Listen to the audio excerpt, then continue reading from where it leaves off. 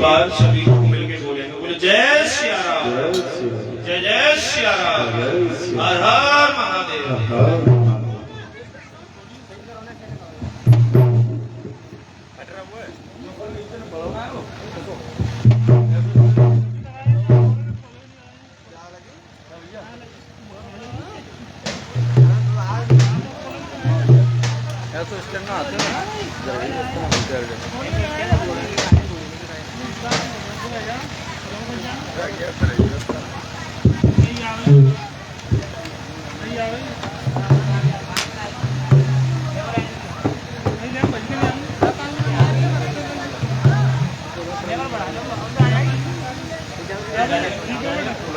Hello hello Radhe जय श्री राधे।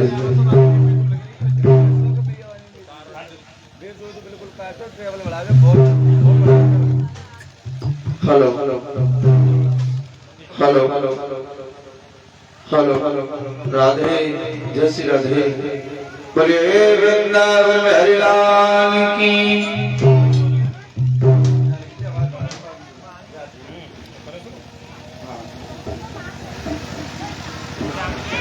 बोलिए पुरुष भगवान की जय हो। ओम भूर्भुवः स्वः तस्सवितुर्वरेण्यं भर्गो देवस्य धीमहि धियो नः प्रचोदयात्। ओम या देवी सर्वभूतेषु भक्तिरूपेण संसदा नमस्तस्यै नमस्तस्यै नमस्तस्यै नमो नमः। ओम सर्वमंगलमांगल्ये शिवे सर्वार्थ साधिके शरण्ये त्र्यंबके गौरी नारायणी नमोस्तुते। कस्तूरी कुंडलबसे मृगमूढ़त वनमाला ऐसे घट घट राम है पर दुनिया में कतना। चितल मेरे गुर बसे खुद की चलियो प्यार।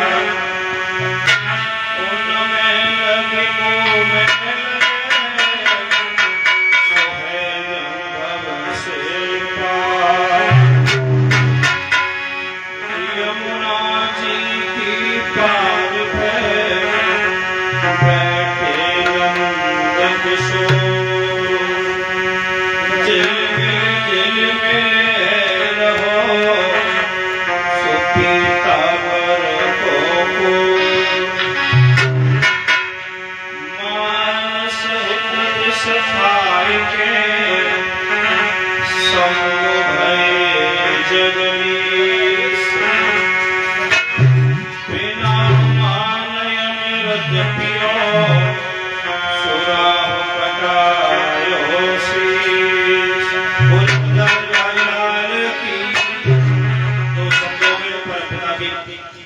वंदना करते हुए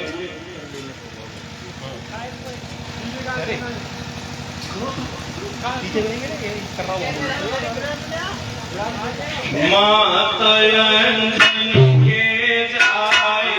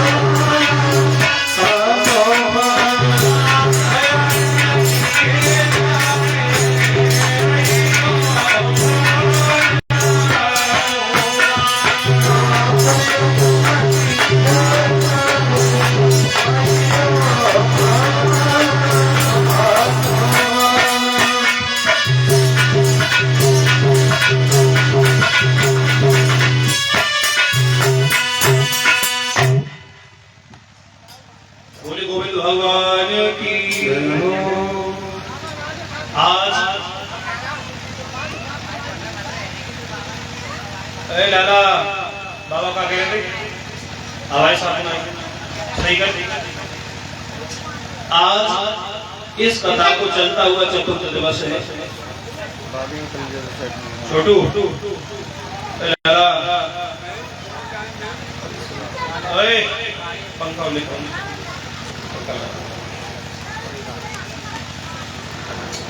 सुखदेव जी समझाकर बोले हैं, हे राजन परीक्षित, आपको भूख तो नहीं है, प्यास तो नहीं है, कोई समस्या तो नहीं है, लेकिन परीक्षित महाराज कथा सुनने में बहुत ही मग्न थे और उन्होंने कहा कि मुझे कोई समस्या नहीं है, आप अपनी कथा जारी रखिए।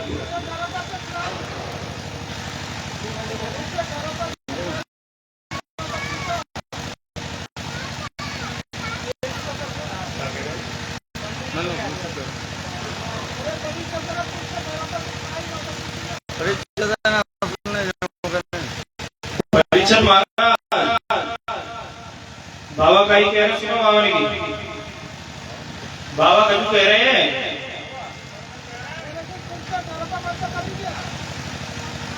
आप सभी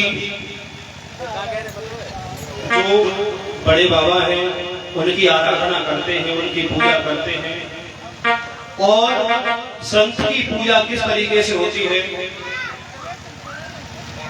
संत की पूजा करने के लिए हृदय में बिल्कुल भी अहंकार नहीं होना चाहिए। बताया जाता है, विद्वान लोग कहते हैं, संत मिलन को चालिए भैया तज माया अभिमान, यो यो पदया में धरे सुकोट नय के समान। अगर आप किसी संत की शरण में जा रहे हैं तो आपका जो अहंकार है, पैसा है, रुतबा है, उसे घर पर ही छोड़कर जाओ। संत महात्माओं को आपके ना तो पैसे की आवश्यकता है, ना आपके धन दौलत की आवश्यकता है, ना आपकी कीर्ति की आवश्यकता है। उन्हें कुछ भी नहीं चाहिए, उनके पास बहुत कुछ होता है देने के लिए। कल गुरुदेव महाराज बता रहे थे कि परमपिता परमात्मा के पास बहुत कुछ होता है देने के लिए, बस लेना आना चाहिए।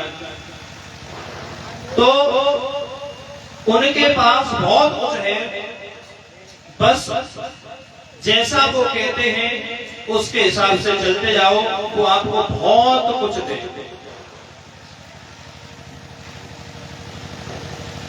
संत महात्माओं की आराधना, हम तो गरीब व्यक्ति हैं, नॉर्मल व्यक्ति हैं, लेकिन जो राजा हैं वो भी ऐसे ही करते हैं, बड़े विनम्र भाव से करते हैं। अपना अभिमान, अपना जो पद है उसको सबको त्याग कर जाते हैं। जब ऋषि विश्वामित्र राम और लक्ष्मण को वन में ले जाने के लिए आए थे, और जब दशरथ महाराज को पता चला था कि विश्वामित्र आ गए हैं, तो दशरथ महाराज ने ऋषि विश्वामित्र को दंडवत प्रणाम किया। कौशिक देख विप्रवर आसन बैठे मुनिराज, जिस जिस जन रघुनाथ को दियो दंडवत राज। महाराज दशरथ ने भी विश्वामित्र को दंडवत प्रणाम किया। वो तो अयोध्या के राजा थे। जब उन्हें दशरथ जी को जब विश्वामित्र जी के आगमन का पता चला था, तो वो अपने पूरे परिवार के साथ उनका स्वागत करने के लिए गए थे। तुलसीदास जी लिखते हैं रामचरितमानस में, कैसे लिखते हैं, मुनि आगम में सोने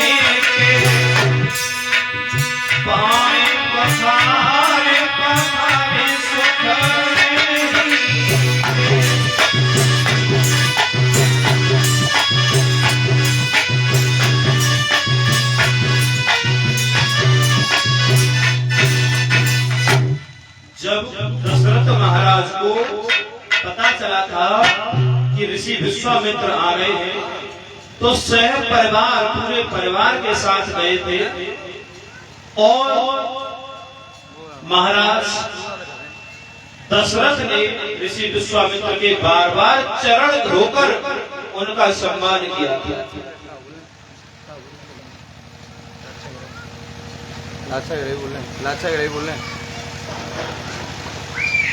और वहां से लाकर दशरथ महाराज ऋषि विश्वामित्र जी को आसन पर बिठाते हैं, नाना प्रकार से उनकी सेवा करते हैं। और जब प्रभु राम ने उन्हें देखा तो प्रभु राम क्या करते हैं बताते हैं तुलसीदास जी। मुनि देखि मुनि नायक आए,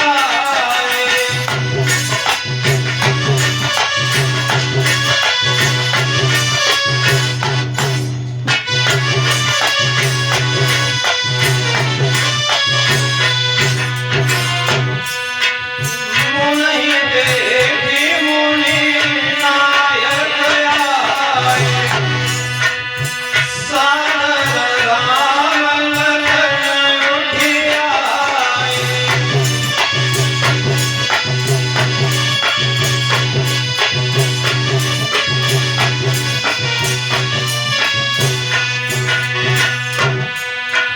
कहें प्रणाम की सब भांति, हर्ष उठा मुनि धरे भोज भांति।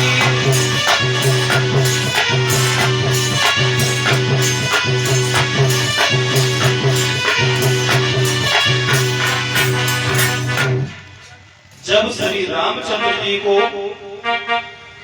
अपने सामने आसन पर बैठे हुए मुनि संत महात्मा देखे, तो श्री रामचंद्र जी अपने छोटे भाई लखन के साथ आकर सादर झुककर प्रणाम करते हैं ऋषि विश्वामित्र को, जो जगत के पालनहार हैं श्री रामचंद्र जी। वो भी स्वयं संत महात्मा का स्वागत करते हैं, उनके चरणों में शीश झुकाते हैं। तो हम तुम तो बहुत ही तुच्छ हैं, बिल्कुल भगवान के सामने हम तो कुछ भी नहीं है। तो हमें तो जो बड़े बाबा हैं उनकी हर बात को मानना चाहिए, जो वो कहते हैं उसके हिसाब से चलना चाहिए। निश्चित ही हम जो सोचेंगे उससे 10 गुना बेहतर होगा, ये मेरा मानना है, मेरा विश्वास है।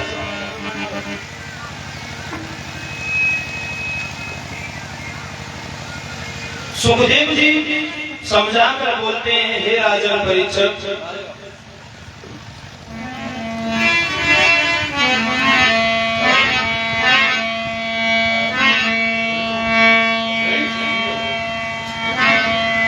जब महाराज पांडु की मृत्यु हो जाती है और उनके साथ जो छोटी रानी की मां हुई वो सती हो जाती है, तो कुंती माता उन सभी अपने बच्चों को लेकर हस्तिनापुर आ जाती है। धीमे धीमे समय व्यतीत होता चला जाता है। दुर्योधन की आंखों में सभी पांडव खटकने लगते हैं, क्योंकि जो युधिष्ठिर महाराज थे वो दुर्योधन से बड़े थे और दुर्योधन जानता था कि इनके होते हुए मुझे राजा नहीं बनाया जा सकता है। एक बार उन्होंने दुर्योधन को जहर देकर मारना चाहा था, लेकिन वो बच गए। कई प्रकार शकुनी के कहने के अनुसार दुर्योधन ने षड्यंत्र रचे, लेकिन उनके रक्षक तो स्वयं सुदर्शन चक्रधारी थे, तो उनको तो हो क्या सकता है। दुर्योधन की एक गलती थी कि उसने शकुनी पर विश्वास किया, जो शकुनी कहता था वो वही करता था। ये उसकी सबसे बड़ी गलती है। हमारे जीवन में एक ही हमारी गलती हमें हमारे परिवार को नुकसान पहुंचा सकती है। किसी पूर्वज द्वारा एक गलती अगर वो कर दे तो उसकी कई पीढ़ियों को उसका भुगतान करना पड़ता है, और पूर्वज जब अच्छे काम करते हैं तो कई पीढ़ियों को उनके जो अच्छे कर्मों की का जो फल होता है वो मिलता है। रावण ने गलती की, पूरा परिवार नष्ट हो गया। दुर्योधन ने गलती की, एक ही गलती थी, सबसे बड़ी गलती ये थी कि उसने शकुनी की बातों को माना। परिणाम क्या हुआ? पूरा परिवार नष्ट हो गया। उसके सामने ही उसने अपने बच्चों की लाशें देखी, अपने छोटे भाइयों को मरता हुआ देखा, अपने मित्रों को मरता हुआ देखा। तो ये उसकी बहुत बड़ी गलती थी। जब दुर्योधन किसी भी प्रकार से पांडवों को नहीं मार पाया तो उसने मामा शकुनी के कहने के अनुसार एक भवन का निर्माण कराया, जिसे बाणावर्त लाक्षागृह के नाम से जाना जाता है। दुर्योधन जानता था कि मैं पांडवों से कहूंगा तो वो जाएंगे नहीं, तो उन्होंने विदुर को बुलवाया। और क्या कहता है दुर्योधन?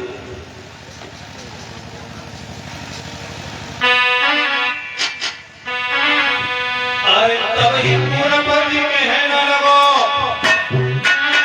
मेरी सुनो बात जिंदलाई।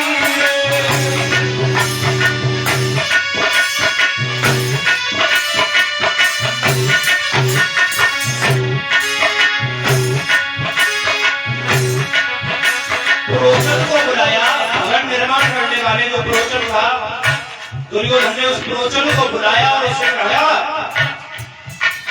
अरे तब ही पूर्ण पति कहने लगो, मेरी सुनो बात जिंदलाई।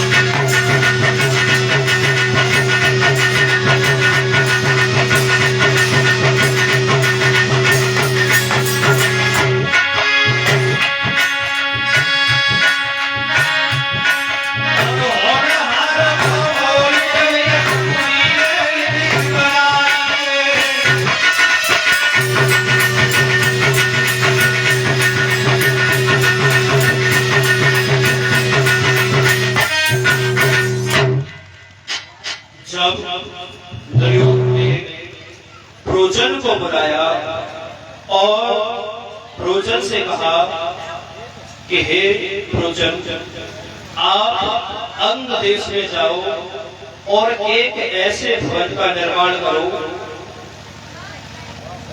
जो लाभ से बना हो। लाभ क्या होती है? जिसमें अग्नि बहुत तीव्र गति से लगती है।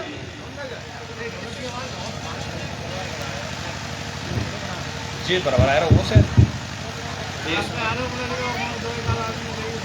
और जब प्रोचन ये बातें सुनता है तो प्रोचन क्या करता है?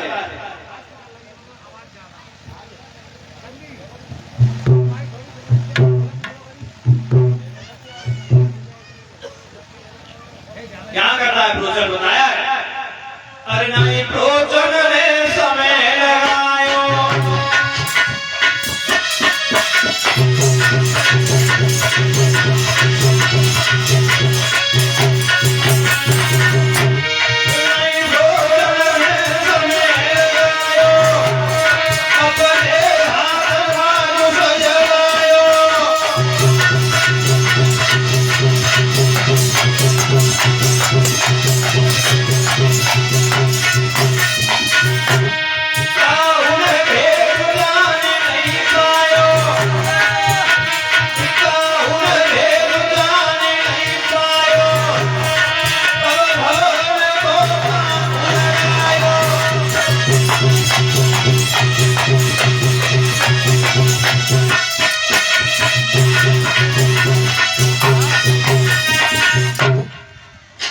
जब प्रोचन ने ये बातें सुनी तो प्रोचन अंग देश में पहुंच गया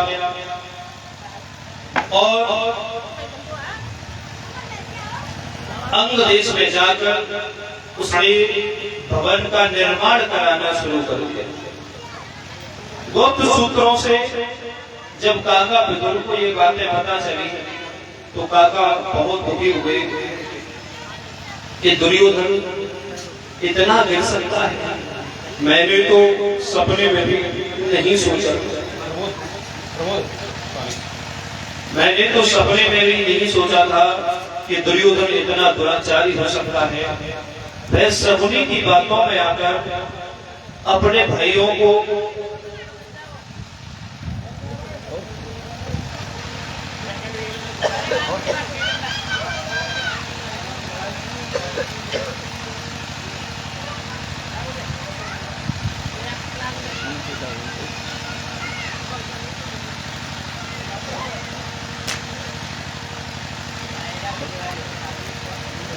अपने जो भाई हैं उन्हें मारने के लिए एक महल का निर्माण करा रहा है। तो काका विदुर क्या करते?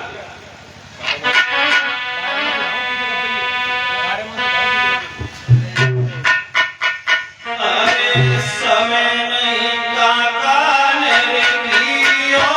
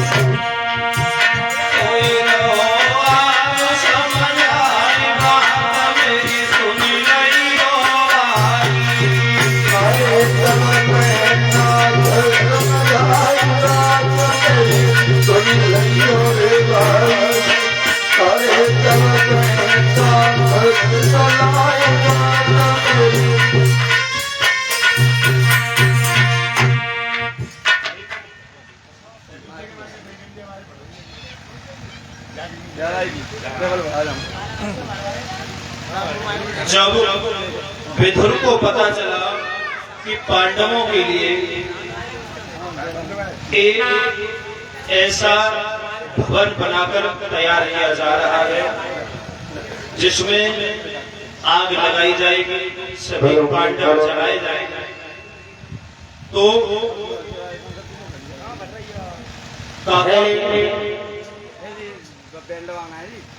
जय श्री राधे।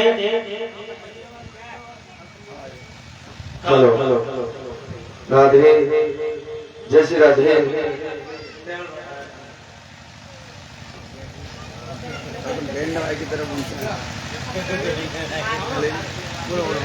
जब काका को पता चला तो वहां अपने घोड़े पर सवार होकर प्रोचन के पास पहुंचे और उससे बोले,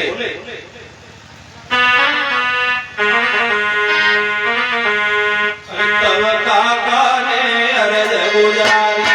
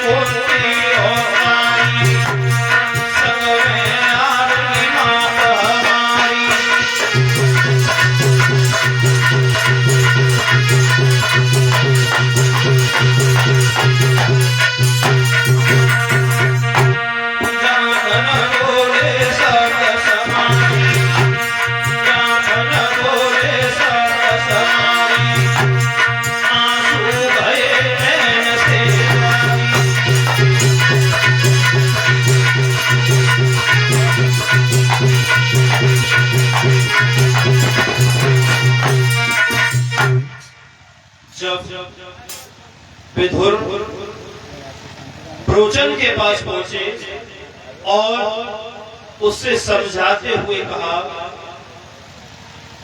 प्रोचन, क्या तुम्हें पता है कि इस भवन का निर्माण किसके लिए कराया जा रहा है? तो प्रोचन कहने लगा, महाराज, मैं एक सेवक हूं और सेवक को अधिकार नहीं होता है कि वो अपने स्वामी से कोई सवाल करे, इसलिए जब मुझे आदेश दिया गया है तो मैं उस आदेश का पालन कर रहा हूं।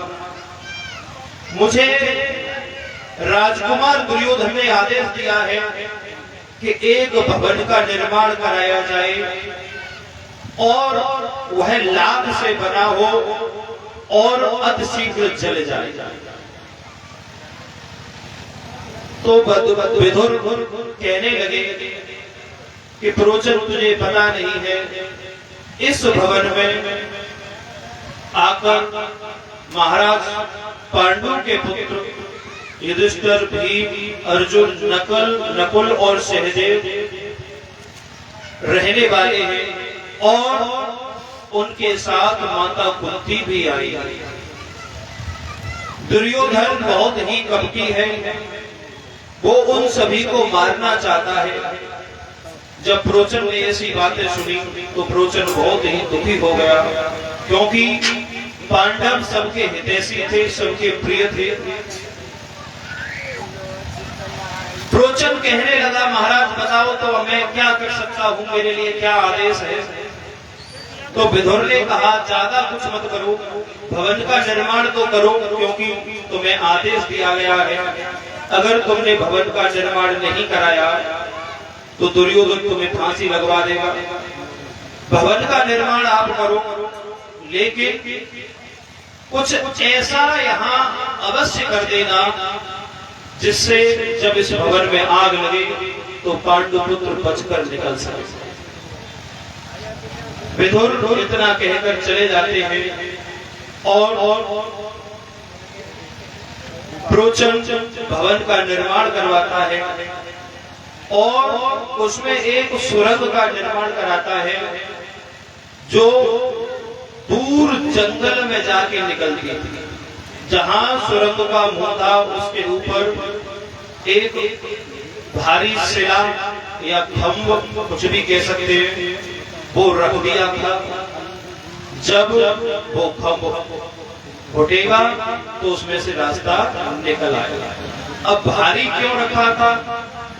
भारी इसलिए रखा था कि हर कोई उसे उठा न पाए। कोई बहुत ही बलशाली ही उसे उठा सकता था, इतना भारी था।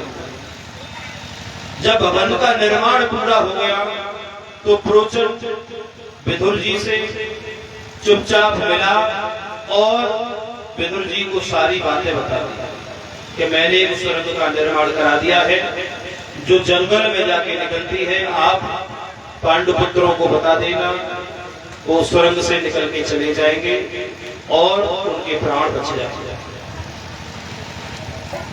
जब दुर्योधन को ये समाचार मिलता है तो दुर्योधन बहुत ही खुश होता है और अपने पिताजी से जाके कहता है कि पिताजी, बाणावर्त में हर साल जो मेला लगता है उस मेले में हर बार राज परिवार का कोई न कोई सदस्य जाता है, ज्यादातर तो आप ही जाते हो। मैंने वहां एक बहुत ही सुंदर भवन का निर्माण कराया है और मैं चाहता हूं जो भैया युधिष्ठिर है वो अब हमारे राजा बनने वाले हैं, तो वो वहां अपने भाइयों के साथ कुंती माता के साथ जाएं और वहां आनंद लें। लोग भी अपने नए होने वाले राजा से मिलेंगे, वो भी बहुत खुश होंगे।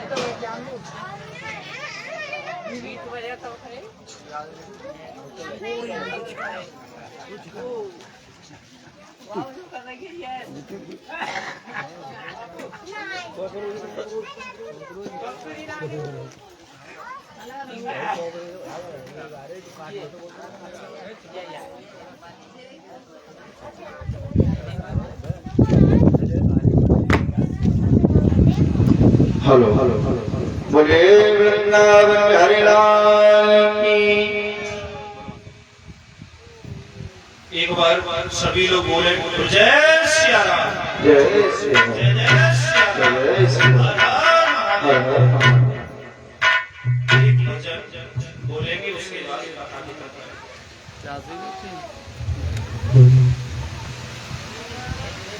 चालू हो।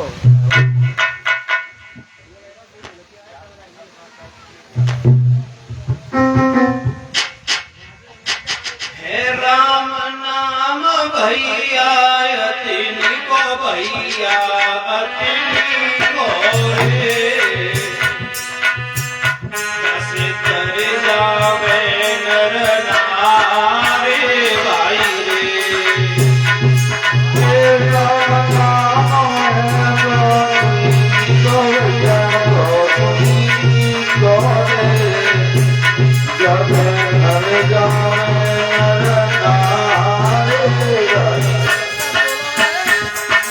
राम नाम भैया अतिन को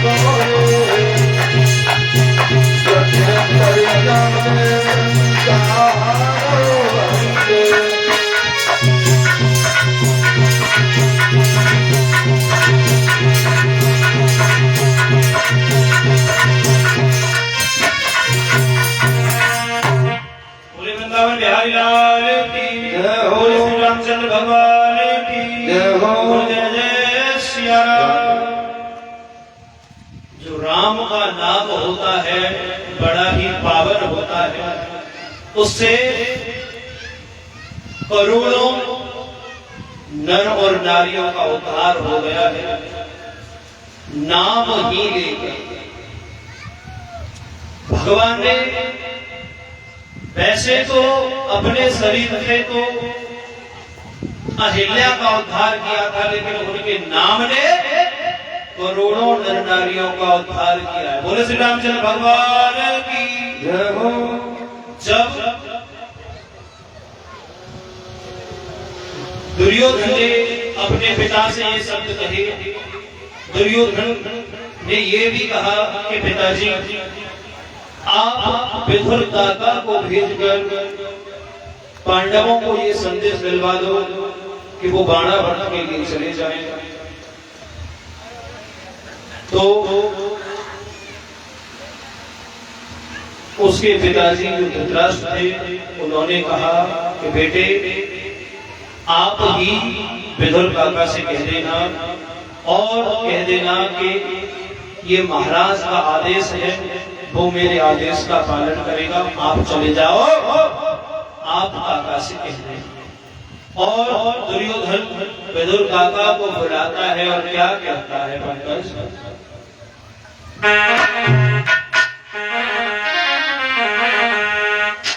जब ही पुरपति में वो मेरी सुनिता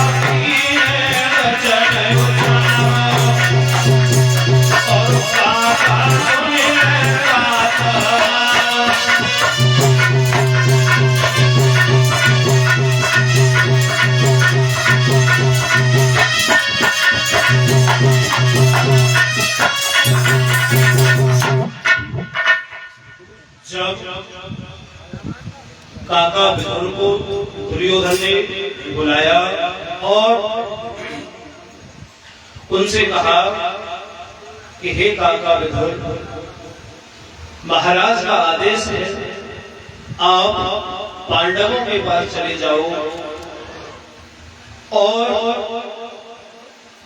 उनसे जाकर कहना कि महाराज के कहे अनुसार दुर्योधन ने एक बहुत ही अच्छा खबर बनवाया है अंग देश में, वहां आप जाओ माता कुंती के साथ और वहां जाकर उस महल में रहकर आनंद उठाओ, कुछ दिनों तक आराम से घूम फिरकर फिर हस्तिनापुर आ जाओ।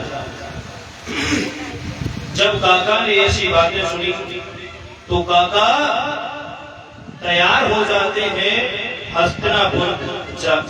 हस्तिनापुर से उनके पास जाने के लिए। कैसे तैयार हो?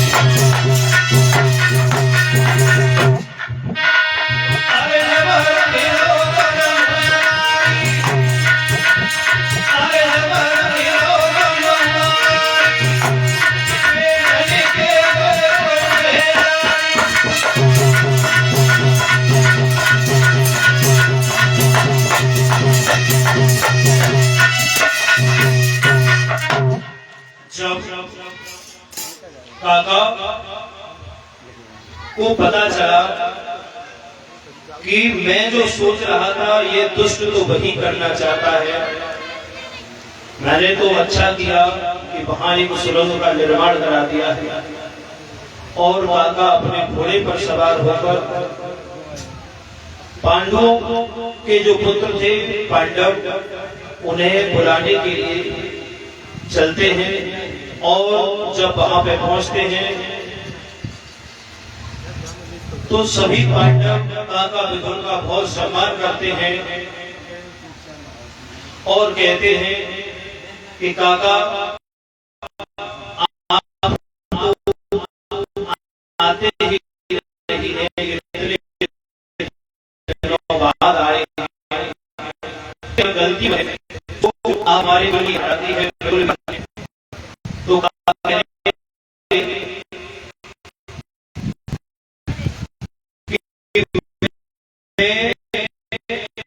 हमेशा आप जैसे पूछते हैं कि वो तुम्हें समय आने पर पता चल जाएगा। युधिष्ठिर महाराज से काका विदुर एक सवाल करते हैं कि युधिष्ठिर बेटा एक बात बताओ कि जब जंगल में आग लगती है तो ऐसा कौन सा प्राणी है जो जीवित बच सकता है? पूरे जंगल में आग लग जाए तो ऐसा कौन सा प्राणी है जो जीवित बच जाएगा? युधिष्ठिर महाराज बहुत ही समझदार थे। उन्होंने ज्यादा समय बर्बाद ना करते हुए तुरंत सोचकर बताया कि काका जंगल में जब आग लगेगी तो एक ही प्राणी बच सकता है, वो है बिल में रहने वाला। जो प्राणी अपने बिल में रहता है वह सुरक्षित रह सकता है। आप बिल में कुछ भी नहीं कर सकते।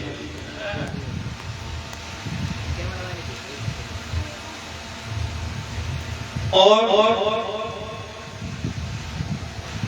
जब सभी पांडव के जो पुत्र थे वो हस्तिनापुर आए और हस्तिनापुर में आकर अपने जो बड़े पिताजी थे धृतराष्ट्र महाराज उनका आशीर्वाद लिया और जहां बाड़ावर्त में अंग देश में लाक्षा ग्रह बना था वहां पे पहुंचा।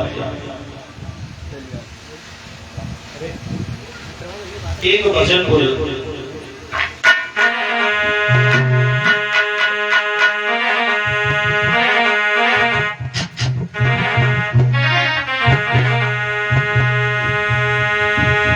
हेलो राधे। अरे अयोध्या और सवेरी तिलक नाम को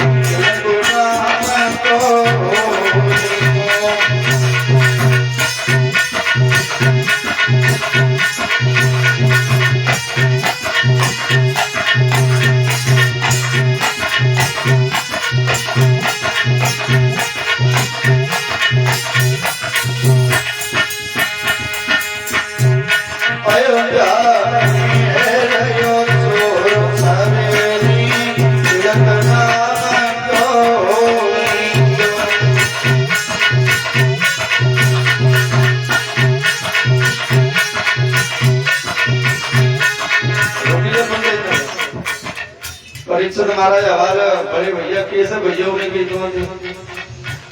ऐसे हाथ बांध के बैठ जाते मैं तो भजन हो गया आराम कर सभी ताली तो बजा लो पूरा भजन हो गया आराम कर हम उसको ताली बजाओ भगवान बुलाओ गाओ। अरे अयोध्या में सवेरी तिलक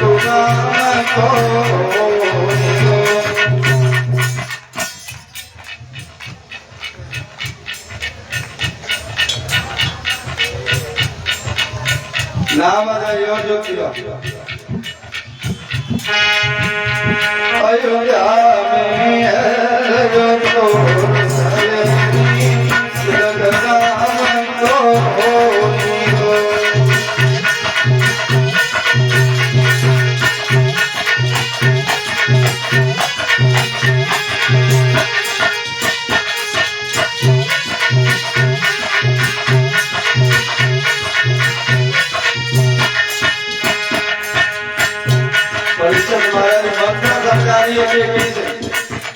जब भगवान राम का राज्य होने वाला था तो मंत्र के बुद्धि खराब कर रही हो किस तरीके से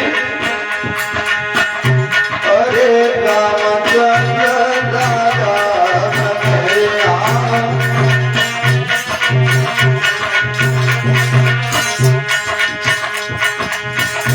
अरे रामचंद्र दादा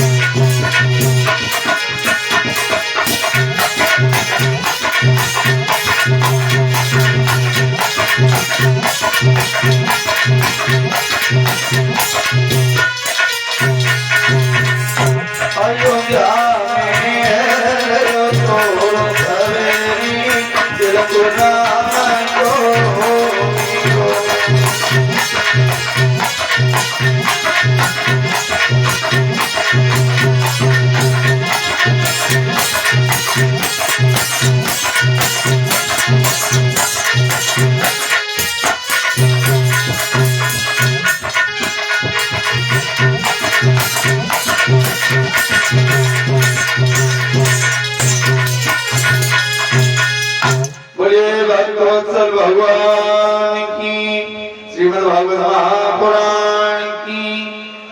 परीक्षण महाराज तुम जयकारो वैसे लगाते मत तुम चारों को भजन की घटिया दरियों से बजने के मायने करना हकीकत बात है। तो तुम कथा में ध्यान है तुम जाकर तो जोर में जाकर बावन में ध्यान कोई चाहिए कोई आओ नहीं जयकारो वैसे लगाते हैं दिल की चांद पे भजन की घटिया दरियों अरे जोर से बोलो बोले वृंदावन हरि लाल की। जब पांडव वहां पे पहुंच गए लाक्षा गृह में पहुंच गए और लाक्षा गृह की जब हालत देखी तो युधिष्ठिर महाराज समझ गए कि इस भवन में आग लगने वाली है। काका ने इसीलिए मुझसे ये सवाल किया था कि जंगल में आग लगती है तो कौन सुरक्षित बचता है। और मुझे पक्का पता है कि उन्होंने ये बात जब मुझसे कही थी तो कुछ न कुछ उपाय भी सोच रखा होगा। और भीम को पहरे पर कर दिया कि भीम आप जागते रहना, क्या पता किस समय आग लग जाए। बहुत समय जब बीत गया, बताया जाता है कि 1 साल 15 दिन बीत गए थे, वहां पर उन्हें रहते रहते अभी तक आग नहीं लगी थी। भीम अच्छी तरह सो भी नहीं पाए थे। जब भीम पर अपनी नींद बर्दाश्त नहीं हुई और भीम सोचने लगे आग तो लगनी ही है, तो क्यों ना आज ही लग जाए। तो भीम क्या करते हैं, अरे सोच समझ के भीमा ने नहीं पलकी देर लगाई।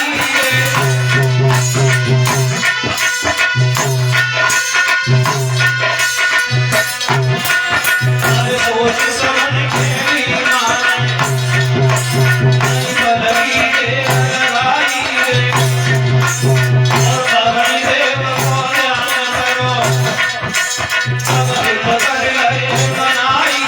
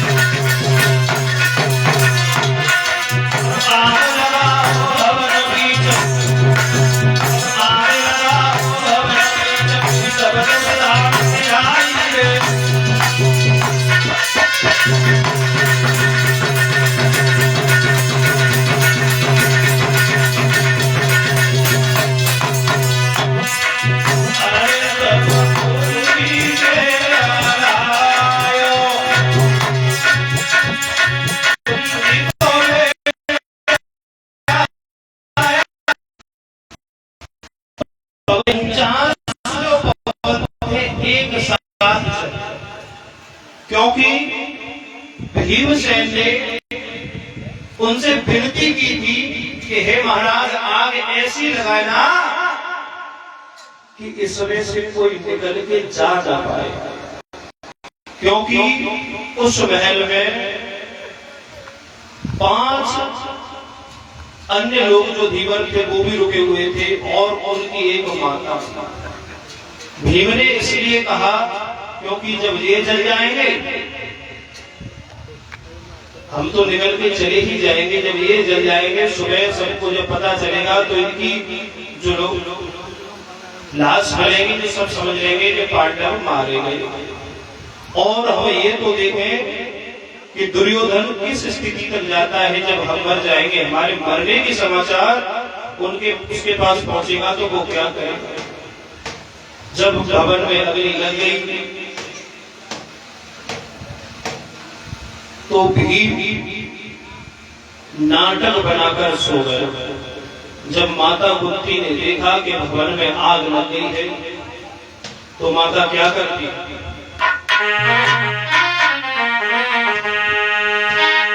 अरे तब लग गई कुंती माई,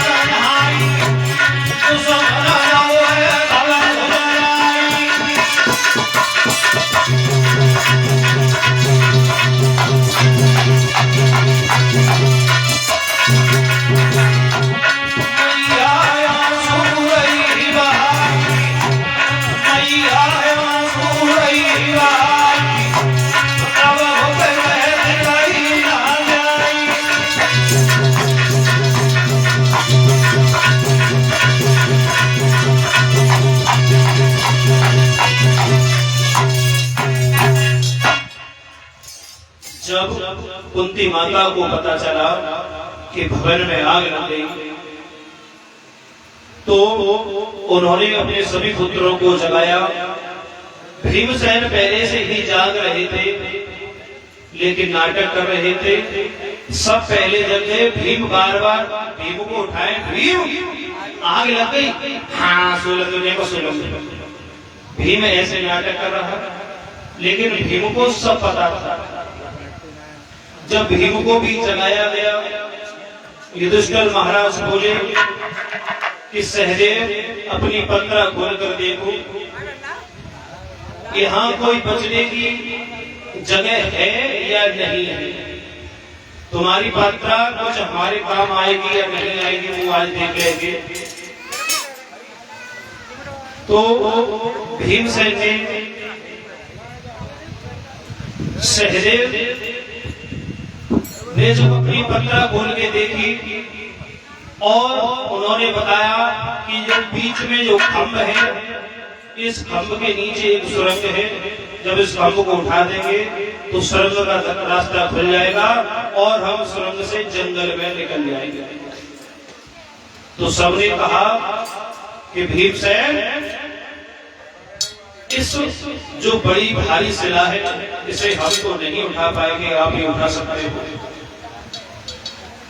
लेकिन भीमसेन ने भी कहा कि इतनी भारी शिला मेरे से नहीं उठाई जाएगी, मैं इसे नहीं उठा सकता।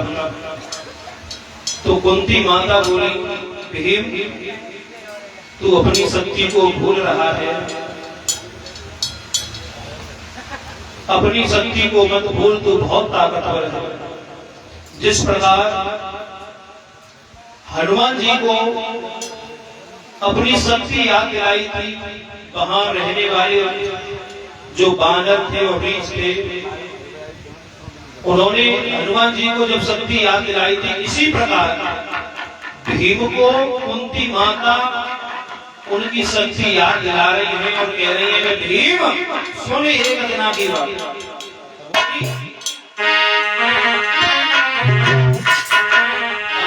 एक दिना की बात कोई पिछली गाँव बताई है,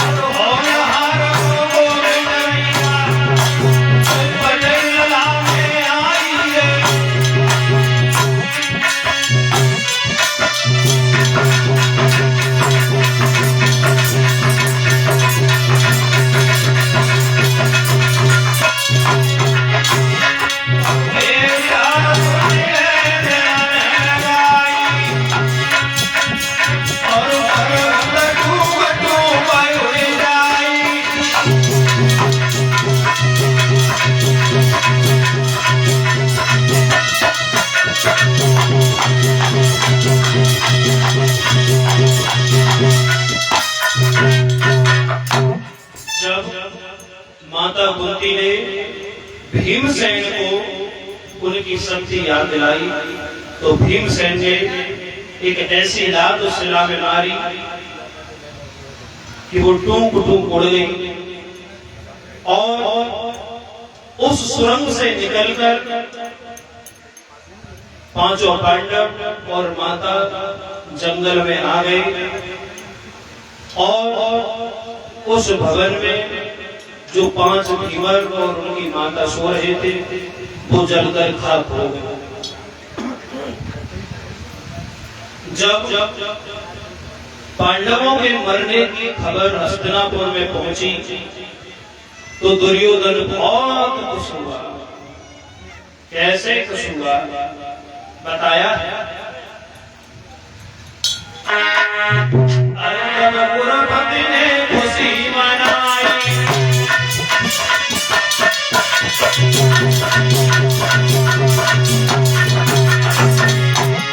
अंतपुरपति ने खुशी मनाई और बजाए मारे कुंडी ले लाई।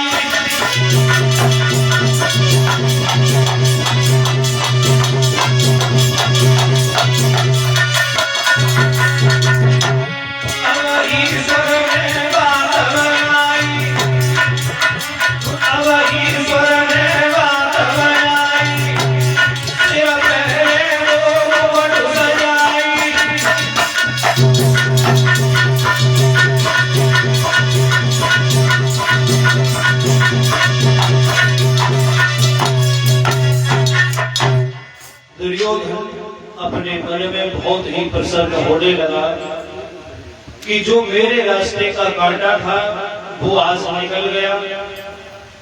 अब तो युधिष्ठिर रहे नहीं, उनके भाई रहे नहीं, अब तो मैं अपने भाइयों में सबसे ज्येष्ठ हूँ, सबसे बड़ा हूँ, तो अब तो मैं ही राजा बनाया जाऊंगा।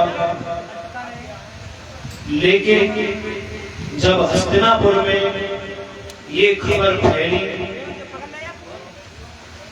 तो सभी लोग दुख में डूब गए, बहुत दुखी होने लगे।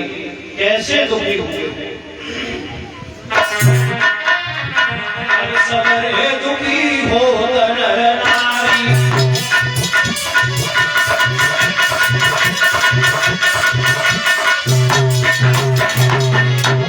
सबरे दुखी हो नर नारी, मिट गए कुंडी के होगारी।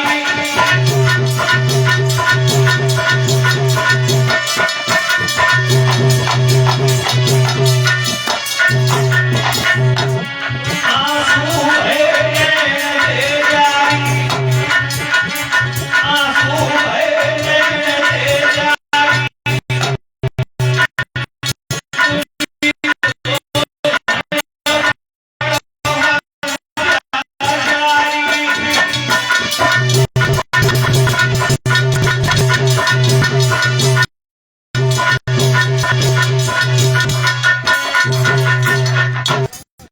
इधर हस्तिनापुर में सभी लोग दुखी हो रहे हैं। दुर्योधन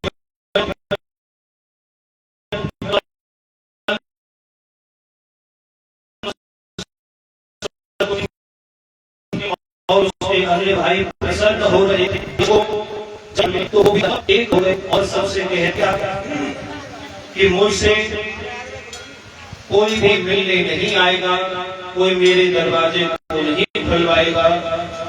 जब मेरे अंदर इतना सामर्थ्य आ जाएगा कि मैं इस दुख से उबर जाऊंगा तो मैं अपने आप ही बाहर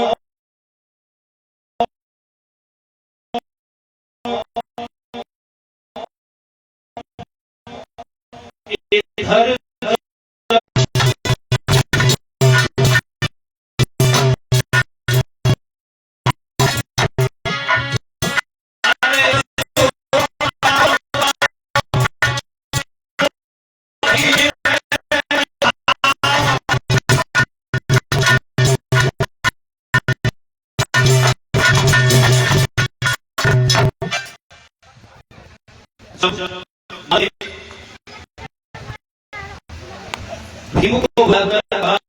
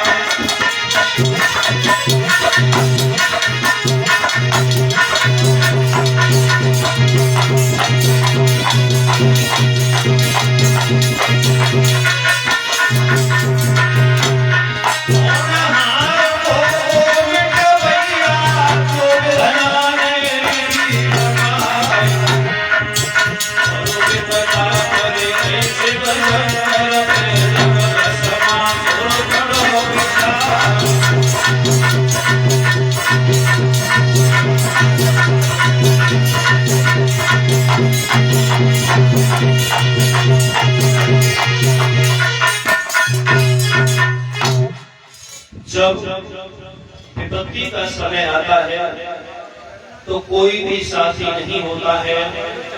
बुजुर्ग बोलते हैं जब विपत्ति का समय आता है तो बैल ही धोखा दे जाते हैं। घर के जो भाई हैं वो भी बात नहीं पूछते हैं, रिश्तेदार फोन नहीं उठाते हैं। और खेत बिछ जाते हो, खेत बिचड़ेगा तो बहुत दूर बात ही नहीं है उठे तो उन रिश्तेदार फोन करूंगा हमारे पंकज के नाम आए खेत में बेचने की तो हमें सोच ही ना है और पार्टी लाए आए हैं तो मैं फोन करूंगा।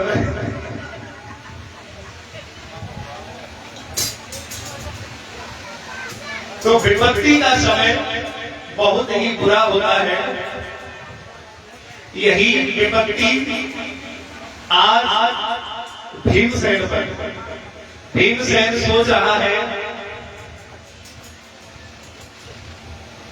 भीमसेन सोच रहा है कि एक साल 15 दिन तो मैं पहले नहीं सो पाऊं, तब बमेला में आ चला भाई आज फल वेदना है वो अब का लेकिन मजबूरी है, मजबूरी है मुझे अपने भाइयों की रक्षा करनी पड़ेगी।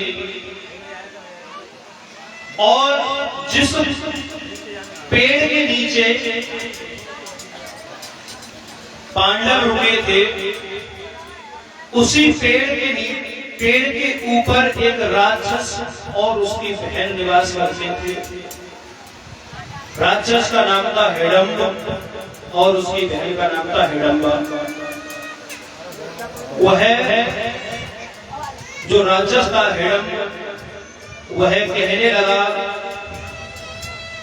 कि बहना, बहुत दिन हो गए भोजन नहीं खाया है और आज मुझे कुछ मानवों की महक आ रही है, नहीं हो तो तू चली जा और भोजन का प्रबंध करके ला।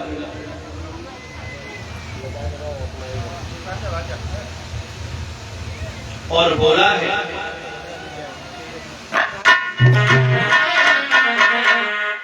अरे तब हिडम्बो बोलन लागो, बहना सुन ध्यान लगाई रे।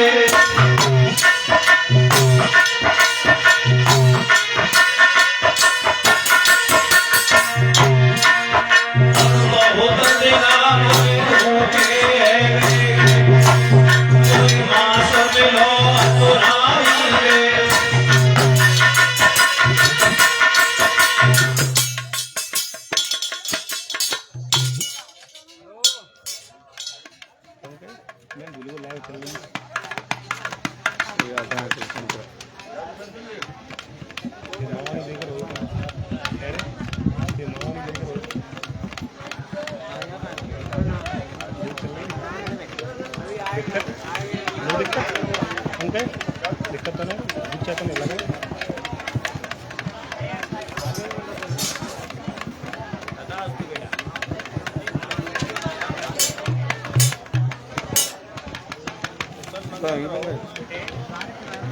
ये कौन है पीछे यार?